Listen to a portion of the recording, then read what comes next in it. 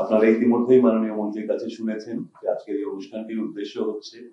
আমরা ইতিমধ্যেই সামনে যে ডেঙ্গুর মৌসুম শুরু হচ্ছে সেটার ব্যাপারে সর্বাত্মক প্রস্তুতি নিয়েছি, পরিকল্পনা গ্রহণ করেছি এবং ডাক্তারদের প্রশিক্ষণ থেকে শুরু করে সমাজে র্যালি এবং বিভিন্ন ধরনের জনসম্পৃক্ত কর্মকাণ্ডের মাধ্যমে এই ডেঙ্গু মৌসুমে আমরা ডেঙ্গুর রোগীর সংখ্যা কমাতে চাচ্ছি এবং তারপরেও যারা আক্রান্ত হবেন তাদেরকে যেন যথাসময়ে চিকিৎসা দেওয়া যায় সেই প্রস্তুতি গ্রহণ করেছি। জনস্বাস্থ্যের জনস্বার্থে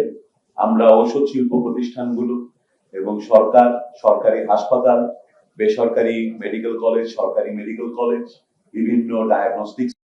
বেসরকারি পর্যায়ে যারা আছেন আমরা সকলকে নিয়ে কাজ করছি এবং এই ডেঙ্গুর প্রাদুর্ভাবের জন্য আমরা যে প্রত্যেকটি স্টেক হোল্ডারের সুনির্দিষ্ট ভূমিকা রয়েছে। আমি বলবো আমাদের স্বাস্থ্য খাতে এই 2-3 মাসে আমাদের নতুন সরকারের পক্ষ থেকে এটা একটা বড় স্ট্র্যাটেজি চেঞ্জ, এটা একটা বড় অর্জন যেখানে আমরা সকল স্টেক হোল্ডারকে দেশের স্বার্থে দেশে লাগাতে পারি এবং আমি আশা করব যে ওনাদের পক্ষ থেকে যে সহযোগিতা আমরা এখনো পাচ্ছি সামনের দিনগুলোতেও আমরা পাবো এবং মাননীয় প্রধানমন্ত্রী এবং আমাদের সরকারের পক্ষ থেকে আমরা চাই এই যে আমাদের বিকাশমান ওষুধ শিল্প যা দেশে বিদেশে সুনাম করিয়েছে, মাননীয় প্রধানমন্ত্রীও এই বিষয়ে অবগত এবং আগ্রহ আছে। উনি এই শিল্পকে আবার আরো বিশেষ করে বড় পরিসরে গড়ে ওঠার জন্য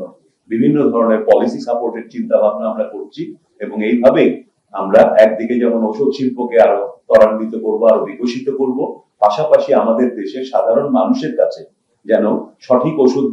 সঠিক মূল্যে কিংবা বিনামূল্যে আমরা পৌঁছে দিতে পারি, সেগুলোই আমাদের লক্ষ্য, সেই লক্ষ্যে আমরা কাজ করছি।